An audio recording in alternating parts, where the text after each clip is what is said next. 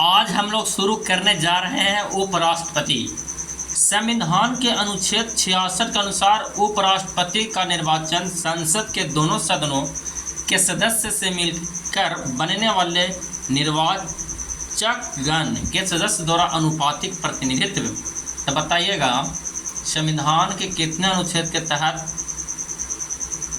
या कितने अनुच्छेद के अनुसार उपराष्ट्रपति के निर्वाचन संसद में ऐसा निर्वाचन बताइएगा।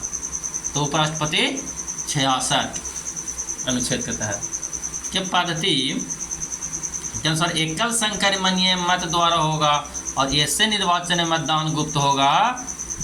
कोष्ठ में लिखा है इसमें विधानसभाओं का सदस्य शामिल नहीं होते।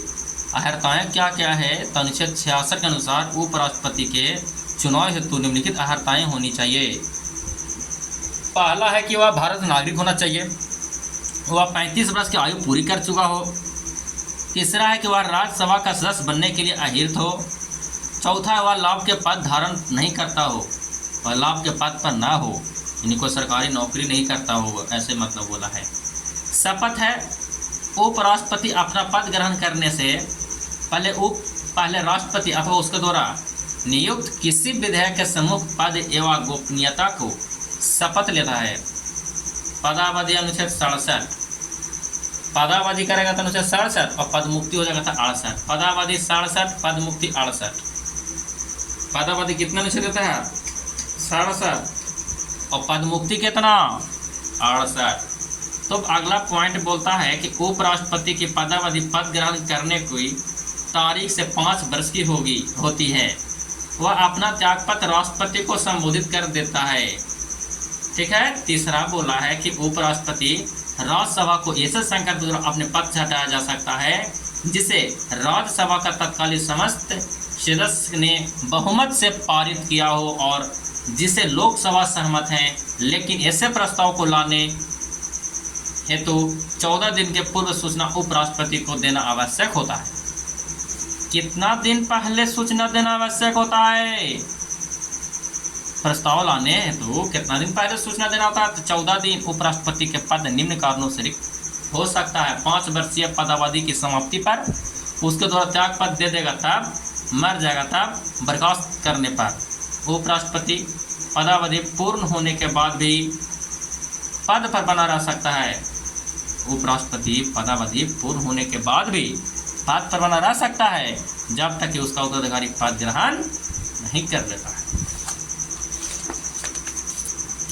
अब आते हैं यहाँ पे, आपको यहाँ पे दिखेगा कि भारत का उपराष्ट्रपति कौन बने सबसे पहले, उसका कार्यकाल क्या था। तो सबसे पहले डॉक्टर सर्वपल्ली राधाकृष्णन 1952 से 1962। तो 52 से 62 कितना साल हुआ? 52, 8, 60 और 2 यानी 10 साल, 2 बार बने। यहाँ से क्वेश्चन पूछेगा कि 2 बार उपराष्ट्रपति बनने वाले कौन व्यक्ति थे? सर्वपल्ली राधाकृष्णन 52 से 62। जाकिर हुसैन बने दूसरा 62 से 67। देवीगिरी बने 67 से 69। गोपाल स्वरूप पाठक बने 69 से 74। बीडी जत्ती बने 74 से 79। न्यायमूर्ति मोहम्मद हिदायतुल्लाह बने 1979 से 1984। आर वेंकटरमन कब से बने? 1984 से 87। आर वेंकटरमन कब बने? 1984 से 87। शंकरदयाल शर्मा कब बने? 87 से 92। शंकरदयाल शर्मा 87 से 92। आर के नारायण 1992 से 97। के आर नारायण 1992 से 97। कृष्णकांत 1997 से 2002। कृष्णकांत 1997 से 2002। भौरा सिंह शेखावत 2002 से 2007। भौरा शेखावत 2002 से 2007। मोहम्मद हामिद अंसारी 2007 से 17। मोहम्मद हामिद अंसारी 2007 से 2017। वेंकैया नायडू 2017 से 2022। वेंकैया नायडू 2017 से 2022। जगदीप धनखड़ 2022 से अब तक। जगदीप धनखड़ कब बने? 2022 से अब तक। कार्य एवं शक्तियाँ उपराष्ट्रपति कार्य 2 तरह के हैं। राज्यसभा का पदेन सभापति के रूप में, इस संदर्भ में उसकी शक्तियाँ लोकसभा अध्यक्ष के समान होती है। वह राज्यसभा की बैठक की अध्यक्षता करता है और सभी कार्यवाही को संचालन करता है। उपराष्ट्रपति राज्यसभा का सदस्य नहीं होता, इसीलिए उसे मतदान का अधिकार नहीं है, किंतु सभापति के रूप में उसे निर्णायक मत देने का अधिकार है। सभापति के रूप में निर्णायक दे सकता है, समझ जाइएगा। राष्ट्रपति के रूप में, यहाँ बताते हैं आपको अब राष्ट्रपति के रूप में कैसे देगा। राष्ट्रपति के रूप में, राष्ट्रपति के रूप में अनुच्छेद 65 के अनुसार राष्ट्रपति की मृत्यु, पद त्याग या पद से हटाए जाने के अन्य कारण से उसका पद में हुई रिक्ति दशा के उपराष्ट्रपति उस तारीख तक राष्ट्रपति के रूप में कार्य करेगा। अनुच्छेद कितना के तहत?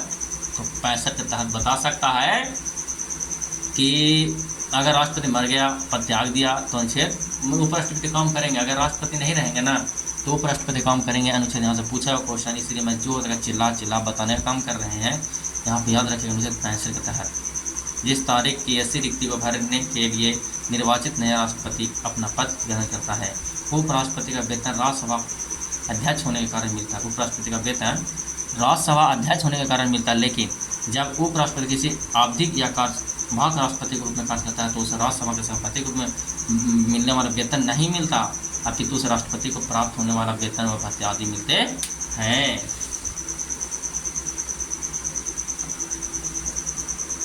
यहाँ देखिए उपराष्ट्रपति विविध तथ्य दिया है कुछ। उपराष्ट्रपति बनने से पहले डॉक्टर कृष्णन सोवियत संघ के राजदूत थे।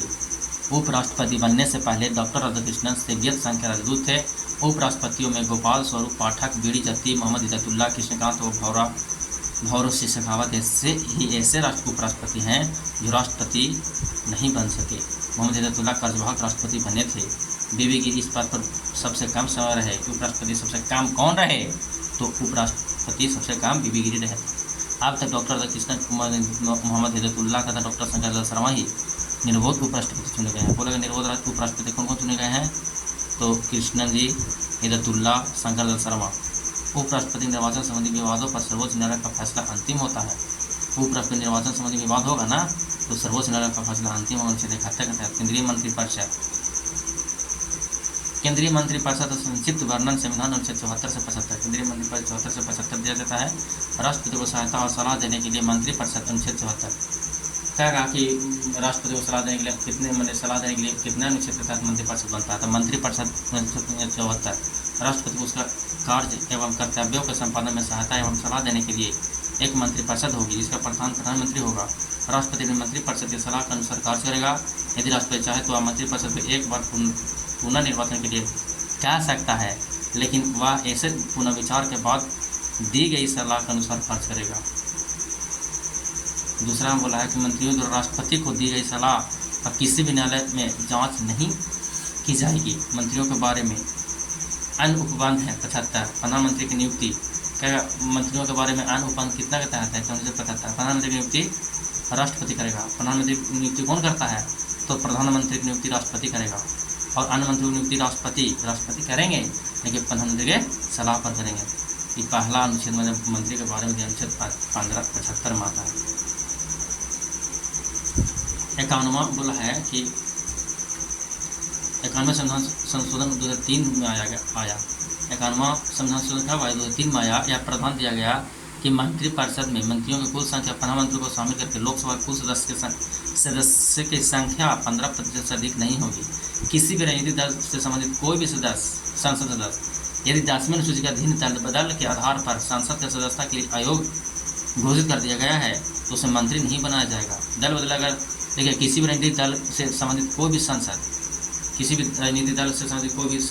संसद सदस्य है यदि 10वीं अनुसूची के अधीन आ गया, दल बदल के आधार पर आ गया और संसद के सदस्यता के लिए आयोग घोषित कर दिया गया है तो मंत्री नहीं बनेगा वो। और व्यक्तिगत उत्तरदायित्व क्या होना चाहिए? मंत्री राष्ट्रपति के प्रसाद प्रयत्न अपना पद धारण करेंगे। जे बोल देगा से हो गया। सामूहिक उत्तरदायित्व मंत्रिपरिषद लोकसभा के प्रति सामूहिक रूप से उत्तरदायी होती है। कहेगा कि सामूहिक मंत्रिपरिषद लोकसभा के प्रति, मंत्रिपरिषद किसके? लोकसभा के राज्यसभा, तो लोकसभा के प्रति सामूहिक उत्तरदायी होती है। राष्ट्रपति तीसरी अनुसूची के अनुसार मंत्रियों के पद को व गोपनीयता की शपथ दिलाएंगे। तीसरी अनुसूची में राष्ट्रपति मंत्रियों को शपथ दिलाते हैं, पद गोपनीयता की शपथ दिलाएंगे। यदि कोई मंत्री 6 महीने तक संसद के किसी भी सदन का सदस्य नहीं है तो वह उस अवधि की समाप्ति पर मंत्री रहेगा। यहाँ भी बोला है 8वां पॉइंट है कि मंत्रियों के वेतन व भत्ते संसद द्वारा निर्धारित। वेतन मंत्री का वेतन भत्ता कहाँ से आता है? तो संसद से आता है। मंत्रियों की श्रेणी कैबिनेट मंत्री किसको बोलते हैं? ऐसे मंत्री को कैबिनेट मंत्री बोलते हैं जो प्रत्येक बैठक में उपस्थित होने एवं भाग लेने का अधिकार है। अनुच्छेद 352 क्या कहा, कैबिनेट मंत्री कितना अनुच्छेद के तहत है, तो 352। 352 के अनुसार आपातकाल की घोषणा के लिए सलाह प्रधानमंत्री एवं कैबिनेट मंत्री मिलकर देंगे। तो बोलेगा आपातकाल घोषणा कब करते हैं, 352 अनुच्छेद। राज्य मंत्री या कैबिनेट मंत्री का अधीन कार्य करते हैं, इनके कार्य का आवंटन कैबिनेट मंत्री द्वारा होता है। अब कुछ राज्य मंत्री को किसी विभाग का स्वतंत्र प्रभार भी मिलता है, ये आमंत्रित होने पर कैबिनेट की बैठक में भाग लेते हैं। उप मंत्री या तीसरे स्तर के मंत्री हैं, तीसरे स्तर के मंत्री को उप मंत्री कहते हैं। नीति निर्धारण में कोई योगदान नहीं होता, ये मंत्रिमंडल की बैठक में भाग नहीं लेते। अब भारत के प्रधानमंत्री चलेंगे अगले 3 नेक्स्ट वीडियो में आएगा मेरा।